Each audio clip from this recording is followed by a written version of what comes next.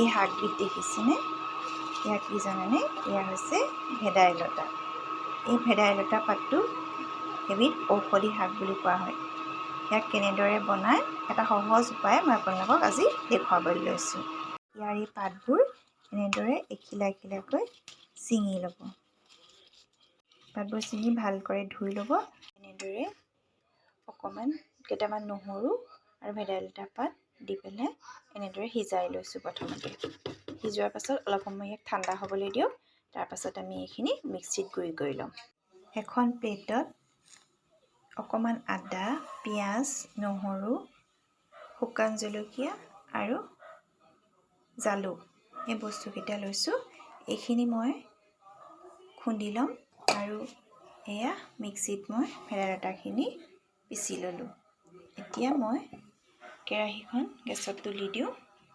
অকণমান গৰম হ'বলৈ দিছোঁ। ইয়াতে মই অকণমান তেল দিম। তেলখিনি গৰম হৈছে। ইয়াত মই কেইটামান মেথি গুটি দিছোঁ। এতিয়া মই ইয়াত পিঁয়াজ দিছোঁ।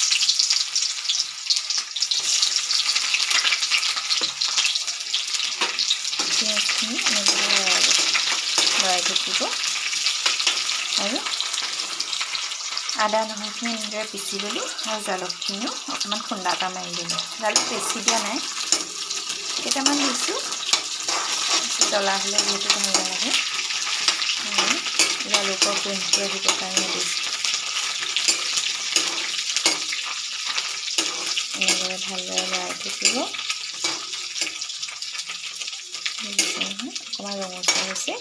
এতিয়া ইয়াত আমি পিচি থোৱা আদা আৰু নহৰুখিনি দি দিম আৰু শুকান জলকীয়াকেইটাও দি দিছোঁ।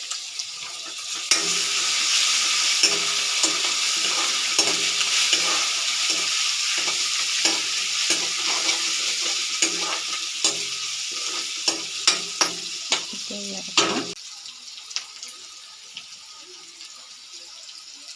বাকী একো মছলা নিদিওঁ।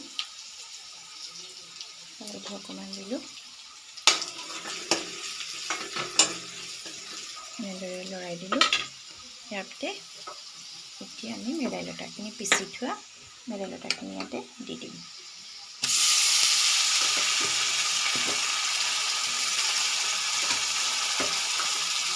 এনেদৰে বইল কৰি পেলাই পিচি ল'লে ভেদাইলতাৰ গোন্ধটো নাইকিয়া হয়।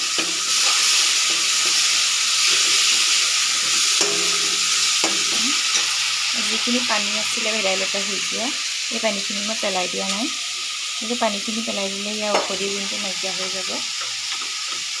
সেইকাৰণে এই পানীখিনিকে মই ইয়াতে দি দিম।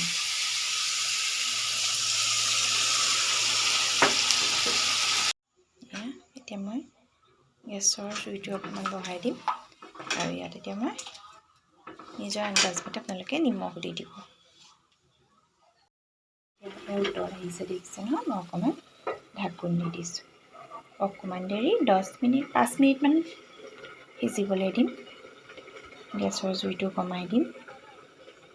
তাৰপাছতে আমাৰ খাবৰ উপযোগী হৈ যাব। এতিয়া দেখিছেনে, এয়া এনেদৰে উতল আহিছে।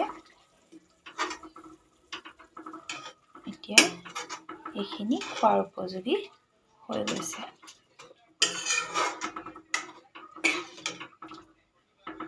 এয়া অতি সহজ উপায়েৰে বনাব পৰা ভেদাইলতা জোল আজি মই আপোনালোকক তাকেই দেখুৱালোঁ।